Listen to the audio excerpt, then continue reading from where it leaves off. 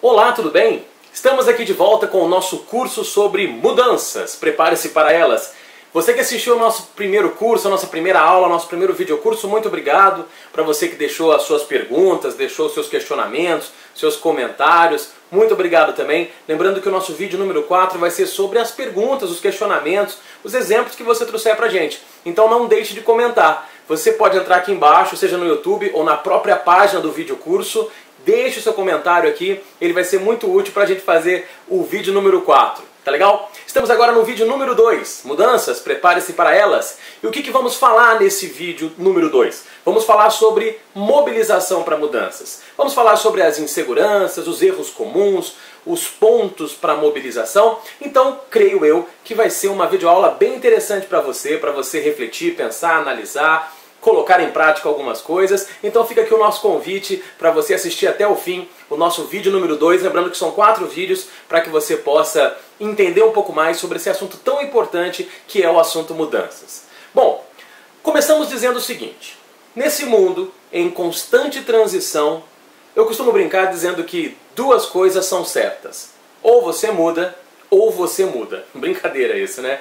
Mas isso nos faz pensar que realmente nós não temos muitas opções. Ou você realmente está preparado para mudar, ou você está preparado para ser mudado. Mas a mudança é algo real, é algo verdadeiro, seja na sua vida, a vida é cheia de transições, seja na sua empresa, seja por conta do mercado, da economia, da crise, seja por conta da mudança das preferências do cliente, seja por qualquer razão, mudança é um atributo constante. Ou seja, sempre estaremos passando por mudança. Então temos que estar preparados para essas mudanças. Mudanças essas que podem ser tidas como numa visão muito mais ativa ou mudanças numa visão mais passiva. Eu costumo dizer que ou nós somos agentes da mudança ou nós somos vítimas da mudança. Então que a mudança seja pelo menos algo em que você tenha a participação, a contribuição, o desejo de participar, porque assim você acaba sendo mais um agente da mudança do que uma vítima da mudança, não é? Mas muitas pessoas são vítimas da mudança. E muitas delas são vítimas justamente por resistirem às mudanças. E por que as pessoas resistem às mudanças?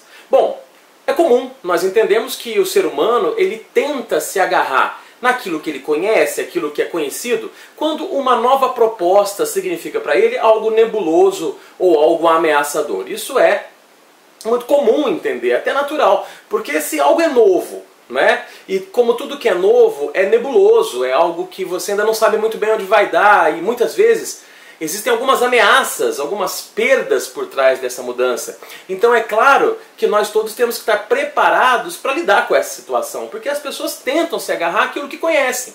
Elas preferem ficar no que nós chamamos de zona de conforto, aquilo que para ela já é confortável, aquilo que para ela já é conhecido, aquilo que para ela já é mais fácil de conviver. E nem todos estão preparados para viver os desafios da mudança, porque a mudança sempre traz desafios junto com ela, né? Então, quando você para entender o que está por trás dessa resistência, nós podemos sintetizar dizendo que o que está por trás de qualquer resistência à mudança nada mais é do que a insegurança. Então a insegurança é o principal fator que nos faz resistir às mudanças. Eu acho que todo líder, toda pessoa que quer mobilizar mudanças, ela tem que já começar a entender que toda mudança gera transtorno. Isso é natural. Prepare as pessoas para o transtorno. Quando as pessoas passam por mudança, elas têm que saber que as mudanças elas sempre trarão um momento de dificuldade. Isso é natural em qualquer processo de transição. Quando um chefe sai, entra outro. Quando uma empresa vai buscar outros mercados. Quando lançamos um projeto novo. Quando mudamos um processo. Quando buscamos uma mudança na nossa vida pessoal. Quando desejamos uma mudança na nossa carreira, tudo isso traz transtornos e é natural, é inerente ao processo de mudança. Porque quando fazemos as coisas sempre do mesmo jeito, estamos acostumados com elas. Agora, quando a gente quer mudar de fato, quando a gente quer algo novo que ainda não sabemos, até aprender, até aquilo realmente se estabilizar, até aquilo ficar realmente num padrão que você entende que é importante, vai levar tempo. Então, tem sempre um momento daquilo ficar patinando, as coisas vão patinar e não vão circular da maneira tão simples e tão rápida. Então é natural no processo de mudança os transtornos. Inclusive isso me faz lembrar uma história que aconteceu comigo, Eu conheço uma pessoa, na verdade, um conhecido, né? Não chega a ser um amigo próximo, mas um conhecido. E até um pouco brincadeira o apelido dele. O apelido dele é Rascunho. Olha que apelido esquisito, né? Por que o apelido dele é Rascunho? É porque de fato ele é feio, sabe? E os amigos, né? Os amigos, vamos dizer, colocaram nele o apelido de Rascunho. Olha que maldade, né? E o Rascunho, ele inclusive aceita esse apelido, responde pelo apelido de Rascunho. Ele queria, como qualquer pessoa que não está satisfeito com a aparência, ele queria mudar. E ele foi fazer uma cirurgia plástica no rosto, buscando ficar um pouco mais bonito, ou pelo menos menos feio, né? Fazendo jus ao apelido de Rascunho. Mas o Rascunho, ele passou por uma cirurgia, eu fiquei um tempo sem vê-lo, e quando eu encontrei, por acaso, na rua, eu vi que o Rascunho estava bastante assustador. E eu levei um susto, de fato, quando eu vi o Rascunho. Ele estava com o rosto todo inchado, uma coisa assim meio esquisita, meio roxo. Sei lá, não estava nada legal. Estava pior do que ele era. E acho que ele percebeu o meu susto e falou assim: ô Marcelo, você deve estar achando meio engraçado aqui, mas é porque eu ainda estou me recuperando. Eu fiz a cirurgia plástica e enquanto a cirurgia não se recupera, eu estou inchado, né? E logo entendi que, de fato, aquilo era algo transitório. E ele falou uma coisa tão interessante para mim que eu nunca mais esqueci. Ele disse assim: todo processo de embelezamento passa antes por um processo de feiura. Legal isso, né? Todo processo de embelezamento passa antes por um processo de feiura. E eu achei tão curioso que essa frase me fez pensar uma série de coisas. Ou seja, quando queremos realmente ficar bonitos, muitas vezes você vai precisar passar por um estágio de feiura. Isso tem a ver com mudança? Tudo a ver com mudança. Toda vez que você quer fazer uma evolução, quer mudar alguma coisa na sua empresa, pode ter certeza que para ficar bom, vai ter um estágio em que vai ficar ruim. É natural. Vai patinar.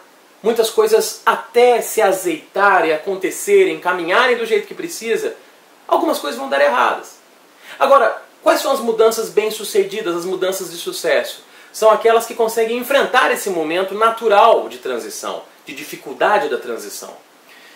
As pessoas que falham, as mudanças que dão errado, são aquelas em que as pessoas desistem no meio do caminho. Então, nós temos que estar preparados para mostrar para as pessoas que toda mudança gera transtorno e para ficar bom, num primeiro momento vai ficar ruim. Mas não esqueça que toda mudança de pensamento é ela que vai determinar a mudança de comportamento. Se você quer que realmente as pessoas mudem o comportamento, você tem que dedicar tempo para fazê-las mudar o pensamento. Não adianta. Eu vejo muitas empresas fazerem algo que não é tão certo e muitas vezes, quando já iniciam, já percebemos que vai dar errado. Muitas empresas, quando elas realmente querem fazer mudança, elas acabam trazendo processos novos, acabam trazendo ferramentas novas, metodologias, e implantam essas ferramentas, metodologias, processos diferentes, mas sem antes trabalhar a cabeça das pessoas que estão ali inseridas. Essas mudanças tendem a dar errado, porque significa que as pessoas vão fazer aquilo só quando você estiver perto, quando a chefia estiver olhando, quando alguém estiver cobrando, não haverá aquela disciplina para isso, porque as pessoas não compraram a ideia. Então toda mudança de comportamento, se você quer que as pessoas usem uma ferramenta nova, se você quer que as pessoas ajam de uma outra maneira, você tem que trabalhar e dedicar muito tempo para fazer a mudança de pensamento. Um exemplo muito prático para vocês. Tem muitas empresas no Brasil que implantam programas, por exemplo, de qualidade total, programas de housekeeping, né? O mais conhecido é o 5S, não é? Aquele programa para deixar o ambiente limpo, organizado, em ordem, ordenadinho, tudo no seu lugar, né? Cada coisa no seu lugar, lugar para cada coisa. Talvez você conheça esse programa. Mas na essência é fazer uma mudança cultural. Você quer que as pessoas passem a usar uma ferramenta ou passem a ter um pouco mais de disciplina e cuidado, zelo com o seu ambiente de trabalho. E muito mais do que metodologias ferramentais, nós precisamos mostrar para ela que aquilo precisa ser bom. E que tem vantagem em fazer aquilo. Enquanto as pessoas não estiverem conscientes do quanto aquilo tem que ser bom, do quanto aquilo vai fazer a diferença para ela, enquanto elas não estiverem convencidas de que aquilo realmente é importante e relevante, qualquer ação que venha na sequência é uma ação econômica, é uma ação em que as pessoas vão se economizar, elas não vão se dedicar do jeito que precisam para fazer aquilo acontecer. Então, para mobilizar as pessoas para a mudança, Saiba o seguinte, a primeira coisa que você tem que saber é que as pessoas apoiam o que elas criam. Isso é natural. É lógico que as pessoas vão se dedicar muito mais naquilo em que ela participou de forma autoral. É muito mais fácil as pessoas se engajarem naquilo que elas tiveram uma participação direta do que se engajarem naquilo que veio pronto e trouxeram para ela de forma pronta, fala, faça isso. Então nós, enquanto gestores, líderes, pessoas que precisam mobilizar outras, precisamos dedicar um capítulo, dedicar um tempo para que as pessoas participem da cocriação. É claro que nem sempre vai ser possível. Muitas empresas implantam coisas que já vêm prontas da matriz, já vêm prontas lá de outro país, e você tem que fazer acontecer, e nem sempre as pessoas vão ter a participação na criação daquilo. Mas então dedique tempo na ressignificação daquilo, fazendo com que as pessoas entendam o significado, mostre o porquê que aquilo chegou naquele estágio, porquê que foi criado. Então, como eu gosto de explicar, se você por algum motivo não concorda com aquela orientação que veio de cima, você tem que brigar para cima, você tem que justificar para cima e não ir brigar com a sua equipe ou então dizer para a equipe, olha, vamos fazer porque estão mandando e não vai dar certo. Isso já é o começo do erro, não é? Agora, se tiver a oportunidade das pessoas criarem com você a ideia, se tiver a oportunidade das pessoas participarem do processo de criação, o nível de envolvimento delas vai ser significativamente maior nesse processo de implantação da mudança, tá bom? Outra coisa importante que a gente tem que refletir é que as pessoas agem de forma responsável quando elas realmente se importam com aquilo que fazem, não é? Então, uma coisa que a gente tem que entender é que as pessoas têm que estar comprometidas com a mudança, comprometidas com o projeto, comprometidas com a nova ferramenta, para que ela realmente funcione.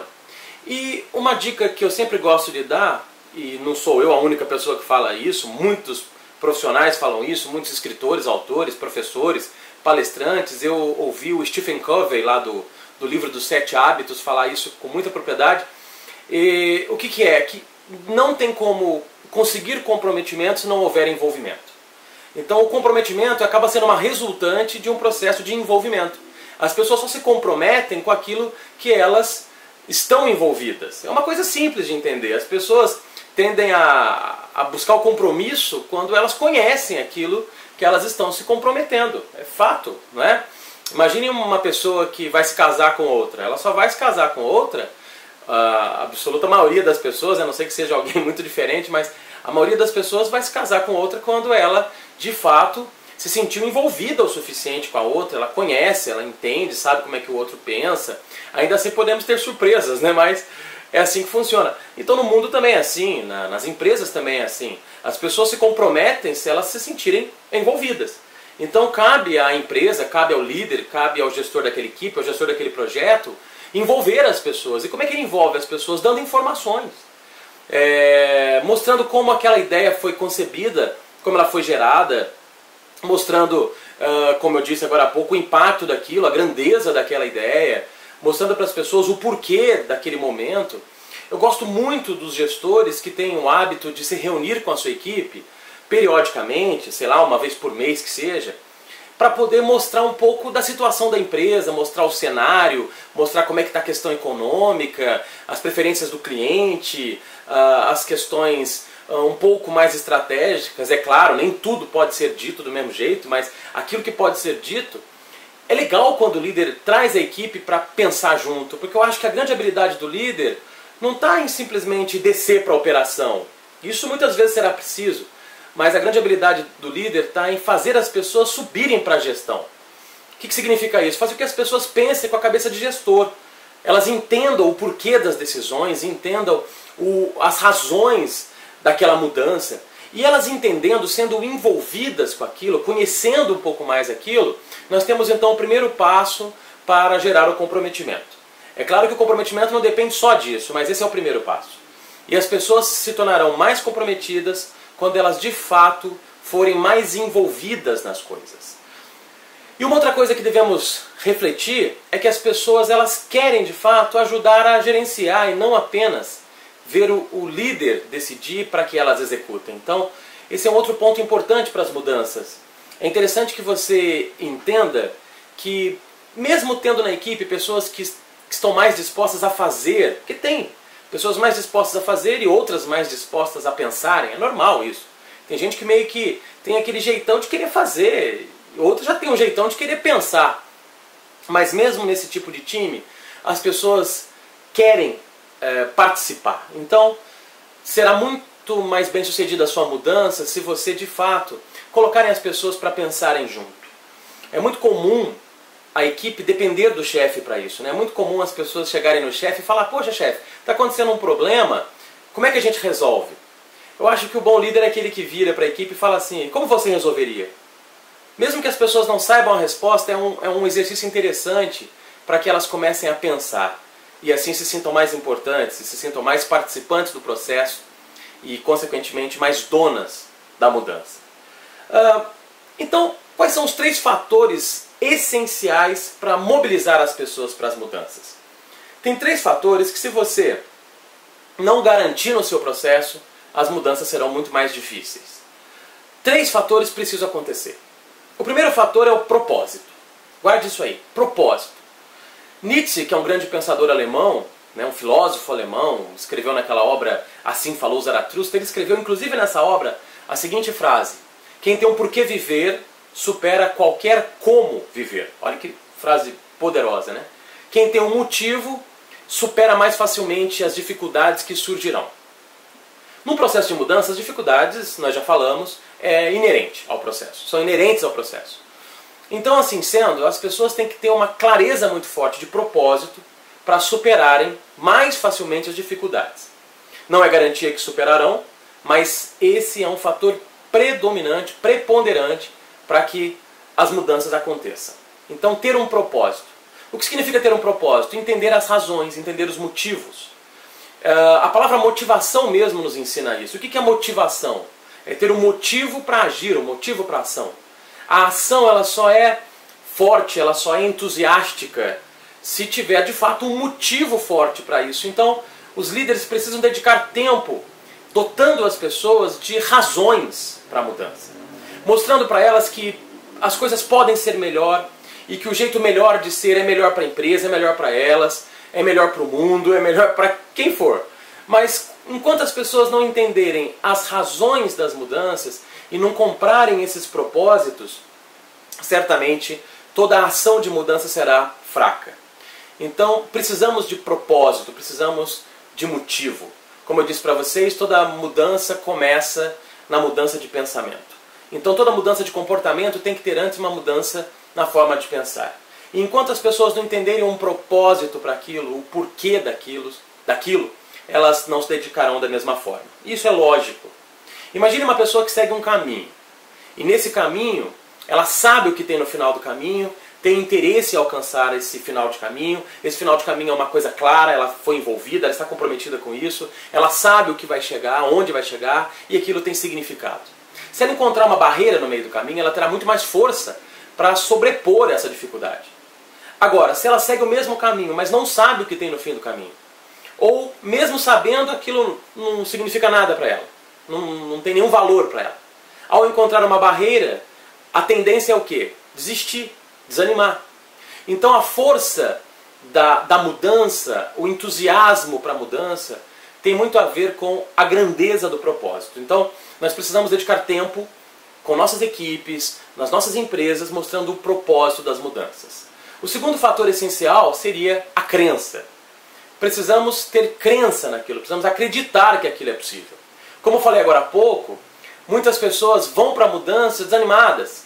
E o líder, inclusive, já vai desanimado para essa mudança, do tipo, pô, precisamos fazer isso. Ou então, vamos tentar fazer para ver o que dá. E, infelizmente, essa postura de vamos tentar, vamos fazer porque alguém mandou, ela faz com que as pessoas não acreditem na mudança. E quando as pessoas não acreditam, o nível de entusiasmo é menor e o nível de atitude é menor. Quando as pessoas vão para algo sabendo que vão perder, elas não vão se dedicar. Quando elas vão para um jogo sabendo que não é possível ganhar aquele jogo, elas não vão jogar com a mesma qualidade. Então, por mais difícil que seja, quando as pessoas entendem que elas têm sim o poder de ganhar o jogo, elas vão com muito mais atitude. Então, trabalhar a crença das pessoas. E como trabalha a crença? Mostrando que é possível.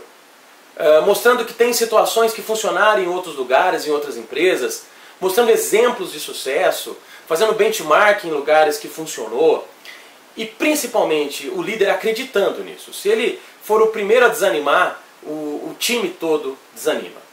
E a terceira coisa importante para que as mudanças aconteçam, para mobilizar as pessoas para a mudança, e talvez você estranhe o jeito que eu vou dizer, mas preste atenção, a terceira coisa importante é ter uma insatisfação.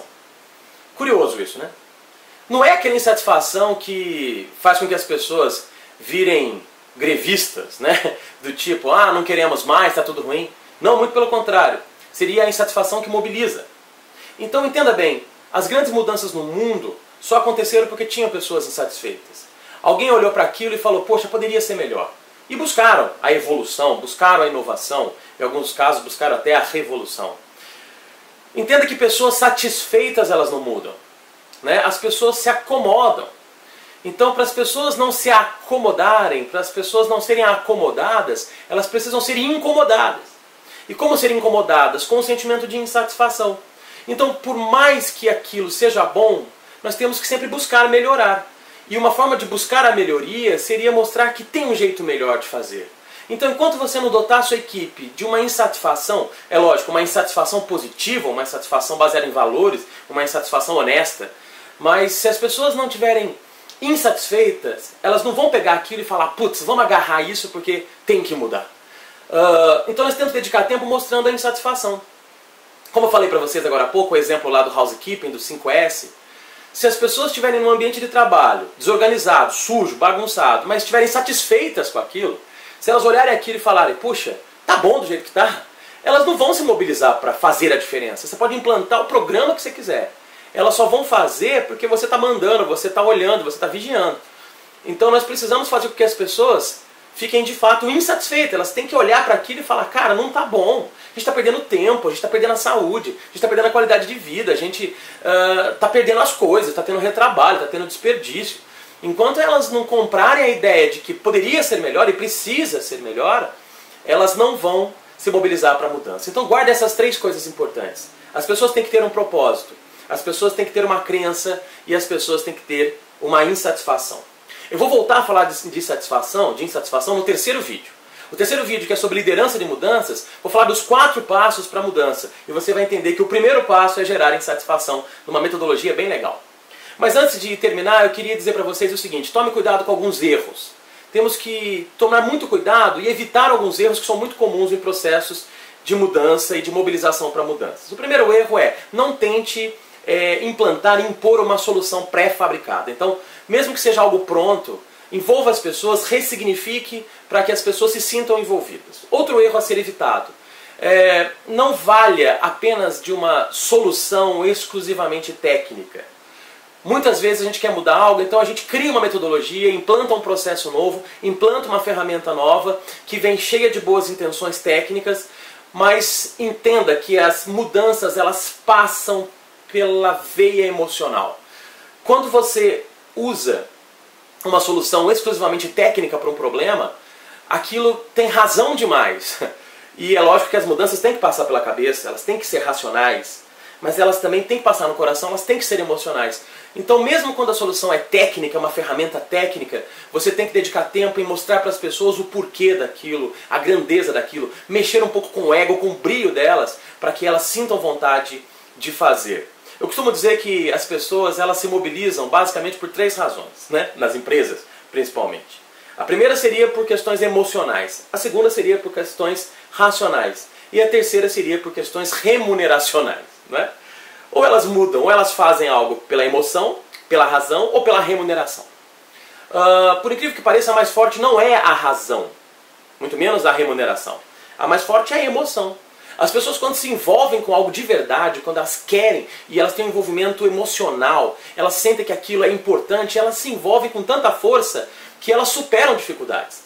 Se não fosse assim, não existiria, por exemplo, trabalho voluntário, né? O trabalho voluntário não tem remuneração e muitas vezes supera os limites da razão. As pessoas fazem porque querem fazer a diferença no mundo, querem deixar um legado. Então, as principais mudanças acontecem por questões emocionais. Quando as pessoas não enxergam um motivo forte, um motivo que passa pelo coração delas, aí elas vão procurar razões mais racionais mesmo, né? Razões, vão procurar motivos racionais. Elas vão tentar entender, tá, então o que eu ganho com isso? Né? Por que isso vale a pena? E quando elas não encontram uma explicação lógica e racional, elas vão buscar a razão onde? Na remuneração, do tipo, vou fazer isso porque eu estou ganhando dinheiro, estou fazendo isso porque estão me pagando. Mas a força de quem faz as coisas porque estão pagando é muito menor do que a força de quem faz algo porque entendeu racionalmente o motivo da mudança. E principalmente, ainda assim a força é muito menor quando as pessoas se envolvem emocionalmente, de fato, com aquela mudança. Então, não faça funcionar apenas soluções totalmente técnicas. E por mais técnicas que sejam, envolva as pessoas emocionalmente, humanamente falando. Faça elas se sentirem de fato envolvidas e sentirem um desafio e a vontade de fazer aquilo. E um outro erro a ser evitado é não tente mudar tudo de uma única vez. As principais mudanças, elas acontecem de forma evolucionária e não de forma revolucionária. É claro que temos excelentes exemplos na história, nas empresas, de mudanças revolucionárias que deram certo. Mas a maioria das revoluções dão errado, porque é um choque cultural muito forte. Então, tente fazer mudanças evolucionárias, evoluções. Implante a mudança em pequena escala, num pequeno grupo, faça um piloto, faça num pequeno pedaço, para que as pessoas se acostumem com a ideia e para que você também possa testar e ver o quanto funciona, para que você entenda o caminho, a velocidade a ser colocada naquilo. E dessa forma, então, você vai ampliando aquilo, e a cultura vai evoluindo, e a evolução vai acontecendo. Para terminar, eu queria deixar uma frase para vocês do Prahalad. Prahalad é um professor, foi um professor e escritor indiano, naturalizado americano. Ele faleceu em 2010. E ele sempre foi um grande exemplo de consultoria, de educação, foi um grande educador de profissionais, de empresários, em Harvard principalmente. E Prahalad, ele tem uma frase que eu adoro. Ele diz o seguinte, que gerencie seu presente, esqueça seletivamente o seu passado e dê combustível para o futuro.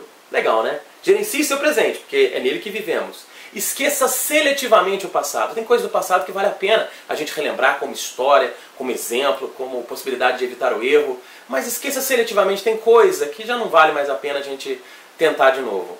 E dê combustível para o futuro, porque é para lá que vamos e é lá que nós vamos encontrar o nosso horizonte, o nosso sucesso, o nosso caminho.